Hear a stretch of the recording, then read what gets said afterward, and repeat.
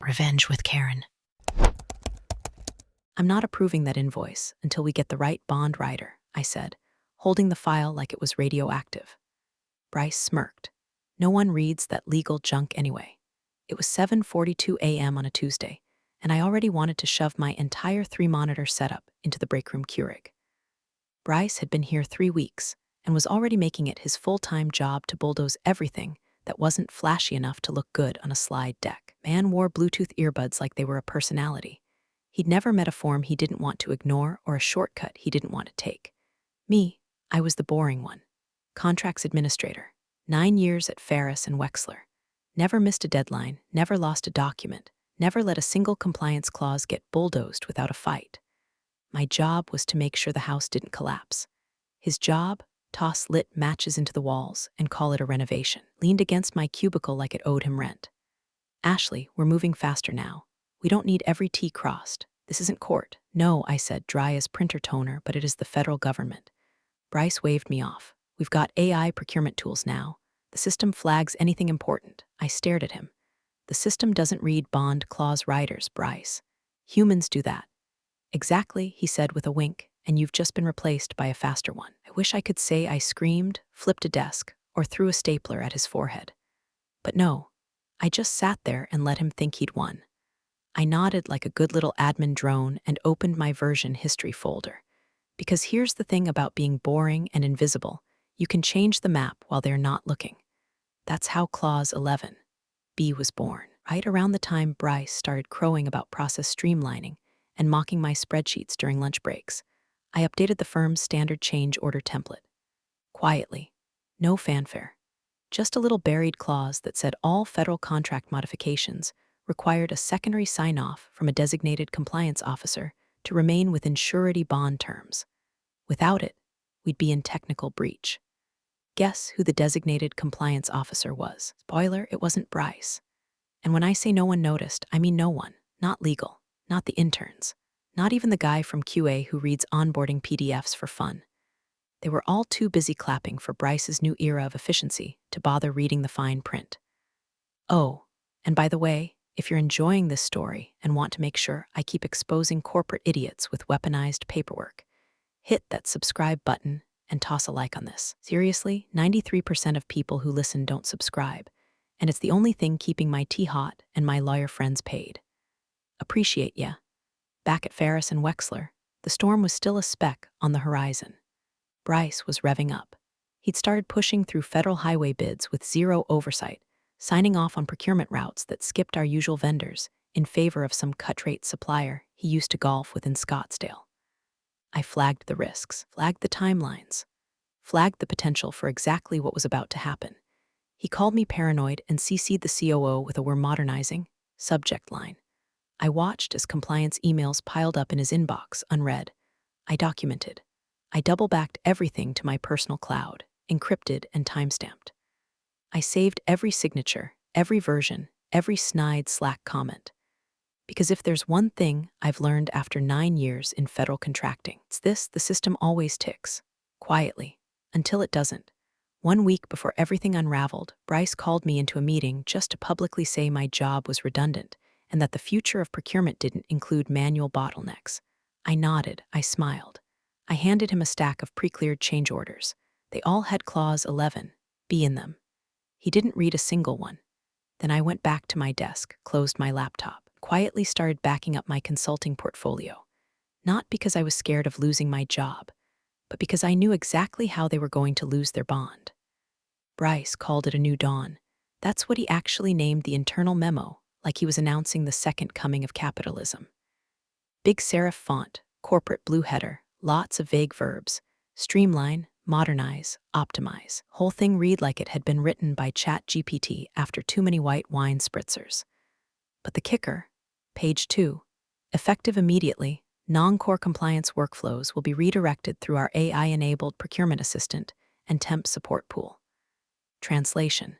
He fired half the back office team and gave the rest of us chat bots and interns. 2 people were let go before lunch. The first was a 30-year vet who used to run a 300-line procurement matrix from memory. The second was the only staffer who could translate GSA clause references without blinking. I saw her packing her world's most pedantic mug into a cardboard box while Bryce shook hands and told her she'd been out-evolved. He wanted velocity, not accuracy. Optics, not integrity. Real earthquake hit 3 days later. A $9.8 million federal highway job. Our biggest contract of the quarter. Every vendor had to be bonded, documented, and clean as a priest's browser history. I flagged the supplier Bryce selected, some rickety company out of Nevada that hadn't touched a government project in 10 years. They'd failed 3 prior performance reviews. Their COO once got sued for welding rebar with a Zippo lighter. No joke. Brought Bryce the file. He skimmed the cover page, then tossed it aside. Ashley, you worry too much. They're fast, they're cheap, and they've already greased the wheels. I blinked. Greased, he winked. Pre-cleared, Ashley. Don't be such a dinosaur. I stood there for a solid 5 seconds. They failed a compliance inspection last year for falsifying their insurance documentation. He waved a dismissive hand like I was shooing a fly from his cocktail. We're past that now. They've upgraded. Plus, the AI flagged them green. Because someone updated their PDF, I said, that's not due diligence, it's clip art. I've already signed off, he said, it's happening. I didn't argue, what was the point? Bryce wasn't listening, he never had been, so I went back to my desk, pulled up the master template for our change order documents, and did the only thing that still made sense. I buried a landmine. Clause 11, B. I phrased it like legal oatmeal, bland, dense, and just vague enough to get ignored. Any federally sourced procurement modification in excess of $250,000 requires dual signatory validation by 1, the project manager, and 2, the assigned compliance officer of record as registered with the surety bond issuer. Simple, direct, lethal. No one read it. I mean, they should have. But Bryce was in a hurry. Legal was swamped. Everyone else was too busy trying not to be next on the chopping block. I uploaded the new template, applied it to all future change orders, and rolled it out silently through our document control system. No fanfare, no email blast, just a quiet update logged with a timestamp and a backup stored under an innocuous folder titled FY 2023 Template HV4 Final FINA L4 Real PDF. Then I waited, because here's the thing, I didn't need revenge. I didn't want drama. I just wanted safety nets, and Clause 11. B was the tightrope I'd built beneath the company while the acrobats above me juggled flaming chainsaws blindfolded. By the end of the week, 5 contracts had been modified with my version. Bryce signed all of them. Not a single one included the required compliance sign-off. Because, again, no one reads the fine print, not when they're sprinting toward quarterly bonuses and hoping no one checks the brake fluid. I backed everything up, each signed change order, each routing slip, each internal approval email. Time-stamped, version locked, verified. The best part? Bryce himself emailed me a thank you for getting with the program. Said it was nice to see me finally adapting to the new way. I framed that email. Because the thing about golden boys like Bryce is, they shine real bright, right up until the system reminds them that gold melts. The shipment didn't arrive. It was a custom-poured concrete batch scheduled for an airstrip expansion at Elmwood Federal Reserve. High security, no delays tolerated. The delivery window was 4 hours. The supplier Bryce forced through, they missed it by 36. And like a possum cornered in a Waffle House kitchen, Bryce panicked ugly. I got the first call from site manager Cortez at 5:12 a.m. Ashley, the hell's my pour? The truck's not even in state. I checked the vendor log. The last update was 2 days old. I escalated it up the chain like I was supposed to. Vendor contact, unreachable. DOT routing, incomplete. Compliance status, a flaming question mark in a trench coat. Bryce didn't respond until 11:38 a.m. when he strolled into the glass conference room with a venti cold brew and the moral compass of a used car commercial. Scheduled a mandatory team meeting titled Postmortem and Accountability. That's how I knew someone was getting thrown under a moving contractor van. Thanks, everyone, for joining on short notice, he began, all confidence and cologne. We hit a snag on Elmwood, and we need to be real about why. I sat still, hands folded, face blank. Bryce tapped a remote, and the projector displayed a procurement routing form with my name on it. This, he said, is what happens when we cling to legacy processes. Ashley's insistence on slowing us down with redundant compliance reviews gave us zero buffer. I opened my mouth just slightly. Don't interrupt, he said with a performative laugh. It's not personal. I looked at the screen. My initials were there, sure. on a vendor flagged 3 times by me, each note clearly stating the risk, each comment ignored. Bryce clicked to the next slide. So, moving forward, cutting the bottlenecks. We're making bold moves, and then he looked at me. Ashley, thank you for your time here, he said like he was reading it off a Hallmark card. But your role no longer aligns with the company's direction. That was it. No HR, no one else from management. Just Bryce, a PowerPoint deck, and a dozen coworkers pretending their chairs were made of fire. I stood, tucked in my chair, straightened my blazer. Understood, I said. No quiver, no sarcasm, just airtight poise. He extended a hand. I ignored it, then I walked out. But before I hit the elevator, I made one final stop, my desk. 5 clicks, one encrypted export of the audit trail, every change order, every signature, every version of the modified template with Clause 11, be sitting like a loaded trap in the legalese. That same afternoon, while Bryce was still doing his victory lap, I watched the system log update with 6 fresh change orders approved under his name.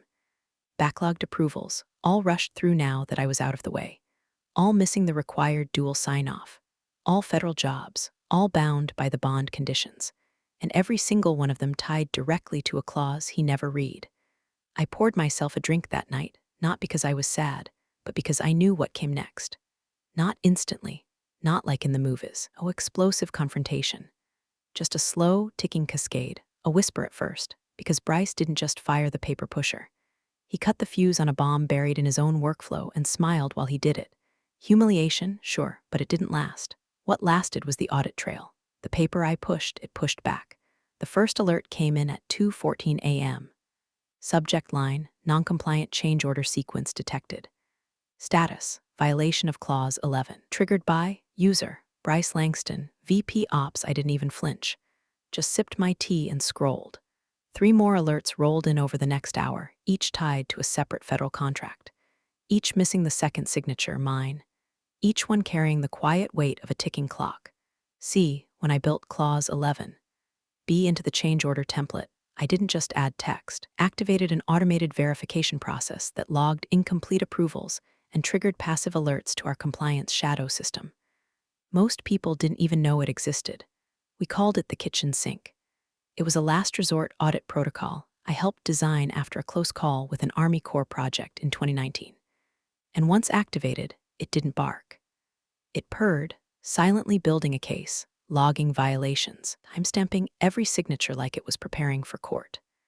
Meanwhile, Bryce was too busy measuring his own ego to notice the low hum of his career catching fire. By mid-morning, he was on a call with the COO, bragging about how he'd cleaned up the dead weight and fast-tracked procurement for 3 major bids. I know this because Diane in payroll accidentally CC'd me on the call summary. Old habits die hard when your name used to be on every compliance loop. I enabled procurement's the future, he said. Ashley, she was holding us back. I chuckled out loud. Then I opened a new spreadsheet labeled Clients Q3 Interest. Because if there's one thing I learned faster than Bryce learned to butcher process workflows, it's that people pay attention when you leave, especially when things start to break. Within 48 hours of my exit, my LinkedIn inbox went from tumbleweeds to triage. 4 former colleagues reached out, 2 offering gigs, 1 asking if I'd consult, and 1 just saying, "Holy hell, you were right." By the weekend, I had 5 separate agencies asking if I could review their federal bid compliance chains real quick. I politely declined 4 of them. The 5th one was paying triple my old rate, and they started every call with, "We read everything, especially the footnotes." It felt good, not petty, not vengeful, just earned. And as for Bryce, was busy ramming through more change orders like a kid speedrunning his homework. No peer review, no compliance cross-check, just a signature, a forward, and a smug little victory lap around Slack. His status messages went from "let's go" to "big W today to your move," Fed's smiling face with sunglasses. I watched in real time as his signature piled onto forms that all had the same gaping hole, no compliance officer sign-off. And each time he did it, another quiet flag hit the system. The beauty of Clause 11, B, wasn't that it screamed when violated, it was that it waited. It let the violations accumulate. It recorded every failure, every omission, every missing check. And when the moment came, when the surety bond carrier or federal compliance team ran a standard audit, it wouldn't take much. Just 1 search, just 1 clause, and 1 missing name, mine, So I didn't chase revenge. I didn't send angry emails or call whistleblower hotlines. I didn't need to. I just kept sipping my tea, logging my own hours, forwarding my resume to firms that respected the fine print, watching the system tick forward like a well-wound watch. And Bryce, he was dancing on the trapdoor, thinking he'd won. But the thing about trapdoors is they're quiet, until they're not. It started with a single email, buried in a subfolder no one checked unless something was already on fire. From audit inquiry at Integritas Redigroup.com subject, verification request, Ferris and Wexler project change order compliance review 5 sentences. Clinical, punctuated with words like preliminary suspension and procedural discrepancy. But buried right there in paragraph 3, like a little gift-wrapped time bomb, clause 11. Be referenced but unverified. Please confirm existence and timestamped review of second signatory, as outlined in Federal Compliance Protocol.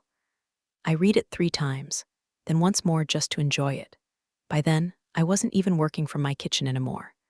I was upstate in a little rental cabin, just me, my laptop, and a thermos of good coffee that didn't taste like office politics. It was raining outside. The kind of slow, heavy rain that makes everything feel quieter, except my inbox. That thing was a damn nightclub. I'd already taken on 2 consulting contracts. Both paid better than my old salary.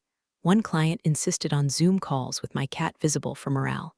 The other just called me Claus Girl and wired half the retainer up front. I didn't advertise. Word just spread. Because in the world of government contracting, when someone who never screws up suddenly gets fired, people ask questions. Back at Ferris and Wexler, Rice had apparently built his empire on the assumption that no one would. That audit email, it didn't land quietly. I heard about the fallout from a friend in legal who still owed me a whiskey. She messaged me one word, boom. The firm's CFO called an emergency meeting. The GC called in sick. Procurement started scrubbing timestamps like it was a crime scene. But it was too late. Clause 11. B wasn't just a suggestion, it was a recorded policy, baked into every single contract signed under my name. And now those contracts, dozens of them, were being scrutinized by the one entity that made Bryce's swagger irrelevant, the surety bond provider. See, federal infrastructure work is like flying commercial over volcanoes. You don't get to make mistakes and keep your wings. If your surety bond gets suspended, you're grounded. Permanently. The official notice hit 2 days after the first email from Integrity Surety Group subject. Suspension of coverage, immediate review required body. Due to unresolved procedural discrepancies in high-value contracts submitted under active federal bids, Integrity Surety Group has temporarily suspended bond coverage for Ferris and Wexler pending full compliance audit. No new federal bid submissions will be processed until this matter is resolved. Translation: Ferris and Wexler just got thrown out of the casino mid-hand, and every federal client who thought they were playing with a full deck suddenly realized they'd been handed monopoly money. I got a call, blocked number, no message. Then an email, hey, Ashley, hope you're well. Can we touch base? Tomas from Ops touch base. I poured more coffee. That same afternoon, the Department of Transportation issued a hold notice on 2 pending bids, both involving the supplier Bryce insisted on using. Apparently, that vendor had submitted outdated licensing info on at least 3 projects, one of which was flagged in a whistleblower report the moment it went public. A slow, inevitable collapse. No explosions. Just the sound of boots hitting polished floors as execs started doing the math on how many contracts would be yanked if that bond stayed suspended. And me, just refresh the news feeds and read the emails. Watch the ripples. One legal firm I used to work adjacent to even published a white paper about the importance of layered compliance safeguards, with Clause 11. Be quoted in a sidebar. My name wasn't in it, but I didn't need credit. I had satisfaction, laced with the kind of vindication that comes from knowing you were the last sane person on the boat, and you told them about the iceberg. They didn't listen. Now they were swimming. The bid rejection hit like a brick through stained glass. The project was a $32 million runway reinforcement initiative at a mid-tier military airbase, routine work if your ducks were in a row. Ferris and Wexler had submitted the bid under Bryce's streamlined process, bypassing the normal compliance review window entirely. He'd called it a just-in-time paperwork model, like he was reinventing the wheel with fewer bolts. Came the bounce back from Fed bidgov do not reply subject. Submission rejected incomplete authorization protocol detected it landed at 8:41 a.m. on a Monday. By 9:10, legal had started a forensic trace. Clause 11. B had triggered again, this time through the federal submission API itself, which had been updated to cross-check signatory chains on federally bonded jobs. All Bryce's fast-tracked signatures. Out of sequence, missing the compliance officer. My name, again. Inside the office, it went from confusion to chaos in under 3 hours. Legal's inbox lit up, procurement panicked. Marketing, who had already sent out celebratory press blurbs with BID secured in bold, tried to recall them. Too late. One went out to a federal liaison who immediately flagged the discrepancy up the food chain. And Bryce? Well, our boy had a plan. Deny, deflect, reframe. Called a 2 p.m. leadership sync where he blamed template corruption, suggested that maybe old compliance logic had lingered in the document system, and even implied that my termination had left a legacy paper trail that muddied the waters. Why were these signed without compliance review? Someone asked. A VP. I wasn't there, obviously, but a little bird from HR forwarded me the team's transcript. Silence, and a reply from one of the legal analysts, because Ashley was fired and no one assigned a new compliance officer. Another message, this one from procurement. We didn't know clause 11. Be required that on the new template. It wasn't flagged. Legal, again. It's on every change order signed in the last 2 months. Boom. The unraveling began in earnest. Meetings piled up. Consultants were looped in. A neutral third-party auditor was suggested. IT tried to blame a document merge glitch. Someone floated the idea of calling me, quietly of course, to clarify intent around the clause.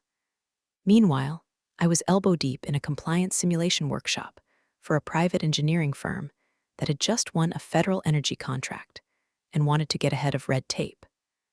They paid me $300 an hour to walk them through what happens when your sign-off protocols implode. Used anonymized versions of my old company's documents as examples. Every so often, I'd check my inbox, not out of desperation, out of habit. The way you glance at a pot you know is about to boil, watching the bubbles creep up the sides. Back at Ferris and Wexler, more internal chatter leaked my way. Slack screenshots, texts. One from a former colleague read, Bryce is pacing like a meth-addicted pelican. Eagle has a printed binder with his initials on 14 violations. Another, CEO canceled his golf trip. They're having a core staff realignment meeting Thursday. Guess who's not invited? A third. Your clause is now referred to as the guillotine. I laughed, but not loudly, because this wasn't joy. This wasn't revenge. This was inevitability playing out in slow motion, like a freight train rolling down a hill everyone swore was flat. And I said nothing. No press release, no social post, no subtweet with a popcorn gif, just silence.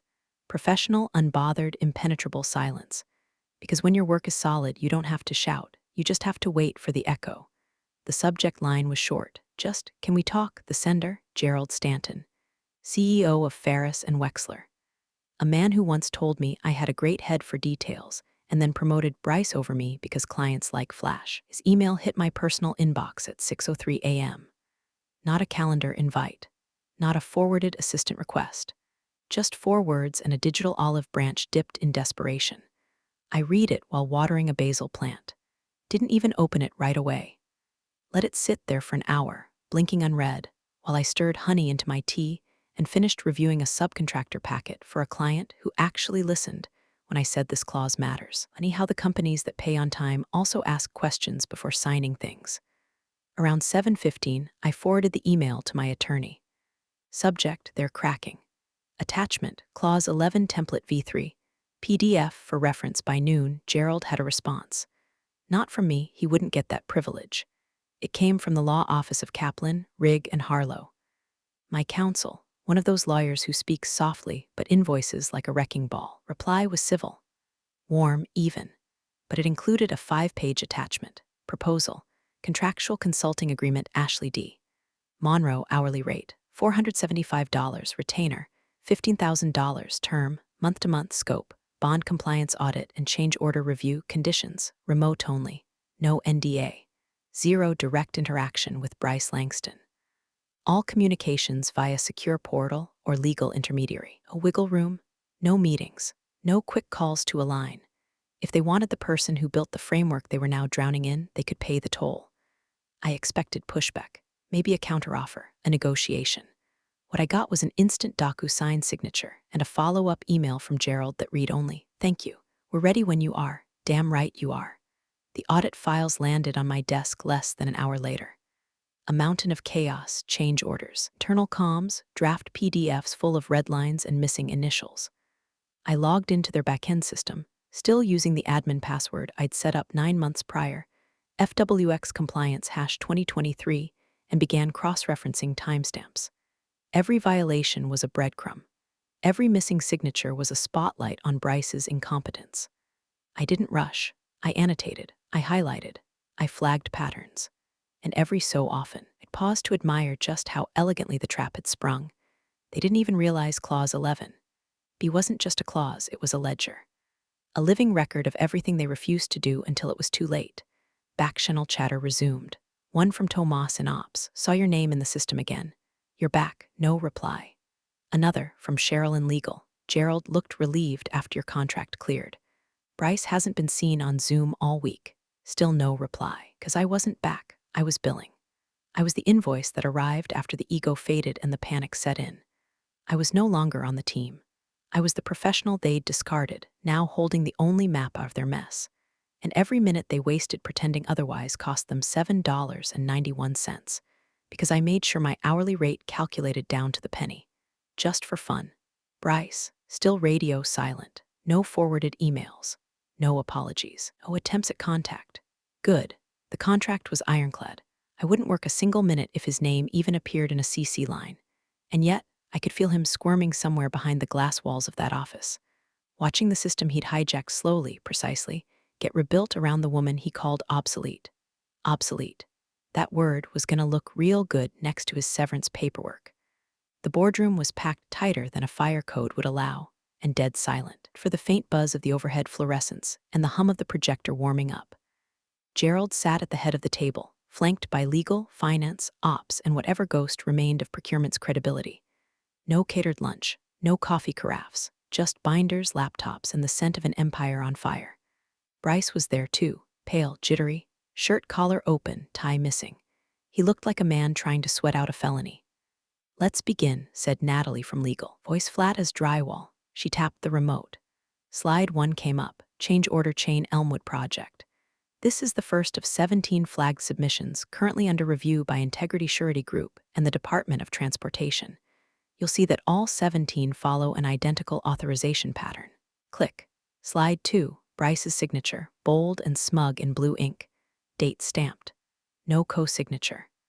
No compliance officer listed. Each was signed unilaterally by Vice President Langston. She continued, not even glancing his way. No secondary sign-off. No compliance verification. Despite every contract bearing the latest version of the change order template, she tapped again. Slide 3, a zoomed-in box of text. Clause 11, B, highlighted in canary yellow. All federally sourced procurement modifications, in excess of $250,000, require dual signatory validation by 1, the project manager, and 2, the assigned compliance officer of record as registered with the surety bond issuer. Natalie let the silence breathe. Gerald squinted at the screen like it had personally insulted his stock portfolio. Was this clause new? Added 6 months ago, she said. It went through document control, version locked, logged, distributed, and who was the compliance officer of record? The CFO asked. Until her termination, Natalie replied, Ashley Monroe. The temperature dropped 10 degrees. Gerald closed his eyes, so every change order since she was fired is, in violation, Natalie confirmed, unbonded, non-compliant, ineligible for federal acceptance, technically fraudulent. Another click. A chart now, project names, bid amounts, status, rejected, suspended under review. Due to these violations, she continued, Ferris and Wexler has been placed on a federal procurement freeze. Our surety coverage remains suspended. We've lost 5 active bids and 2 standing contracts. More will follow. Bryce cleared his throat. His voice cracked as he spoke. Okay, but, nobody actually reads all that legal stuff. Natalie cut him off with the kind of look usually reserved for war crimes and open-mouth chewing. Ashley did. 3 words. No heat, no smugness, just a scalpel. Bryce looked like he'd been hit with a brick wrapped in a resume. He fumbled for something else to say, but Gerald had already turned to the GC. "Is there a path back?" he asked, but it sounded more like begging than strategy. "There is," the GC said slowly. "It involves full procedural remediation, written statement to integrity, federal oversight for the next 4 quarters," and he glanced at Natalie, Ashley's complete cooperation. Gerald exhaled like a man trying not to vomit in front of investors. His hands trembled slightly as he reached for his water bottle. Bryce opened his mouth again, and for the first time, Gerald didn't look at him, just held up a hand. "No," he said, "just no." That's when it landed. The full weight of it. Not just that the contracts were botched. Not just that the company was bleeding federal dollars. But that every signature Bryce had scrawled in his power trip was now a nail in the company's coffin. He hadn't built a system. He'd lit a match in a fireworks factory, and now everyone in that room knew it. Clause 11. B wasn't a footnote. It was the fuse. The signature came through at 9:42 a.m. sharp, digitally verified, time-stamped, signed by Gerald Stanton himself. A CEO's admission, sealed with corporate ink, that they couldn't fix what they'd broken without the woman they threw out like last year's budget binder. Ashley Monroe, compliance officer emerita, now billing at full rate, unlimited hours, retroactive pay included. I didn't gloat, didn't dance. Just opened the secure portal, logged into their system, and began the slow, meticulous excavation of every compliance artifact Bryce had trampled over like a toddler with finger paint. 72 change orders, 33 without a second signatory, 14 with timestamps edited post-submission, 6 tagged with internal override flags written by someone clearly trying to patch a leak with duct tape and hope. I restored what I could, reconstructed the chain of custody on contracts that hadn't yet been blacklisted, uploaded compliance addendums with notarized statements and audit-ready cross-references. For the others, the ones that were already lost to federal breach notices, I logged the damage, filed the loss reports, and moved on. No anger, no heat, just the cold satisfaction of a surgeon in her element. Every so often, a message would pop into the portal. "Let us know if you need additional access. Thank you again for helping us navigate this. Bryce has been reassigned." Reassigned, huh? That was cute. Because what actually happened quietly, without an announcement, without so much as a goodbye bagel, was that Bryce Langston disappeared. His name was removed from Slack within minutes. His email shut off. His desk emptied, as if he'd never existed. He didn't even get the dignity of a farewell thread. Just gone.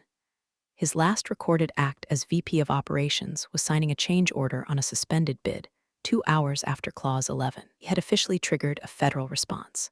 Poetic, really, like watching someone drown while holding the manual for how to swim.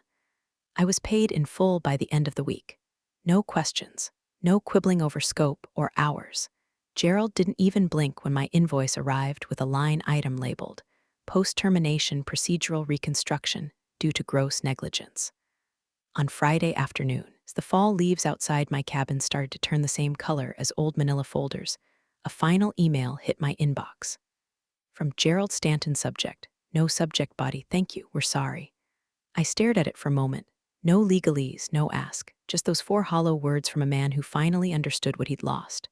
I clicked reply, typed 2 words, no greeting, no sign-off, just Clause 11. Then I closed the laptop, walked outside, breathed in the kind of crisp air you only get when you've burned every bridge worth crossing, and watched the fire light your way forward. I didn't sabotage a thing.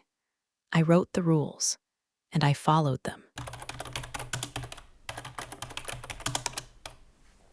Appreciate you sticking around, you wise old rebels. Smash that subscribe button, or this fossil might just cause another epic fiasco.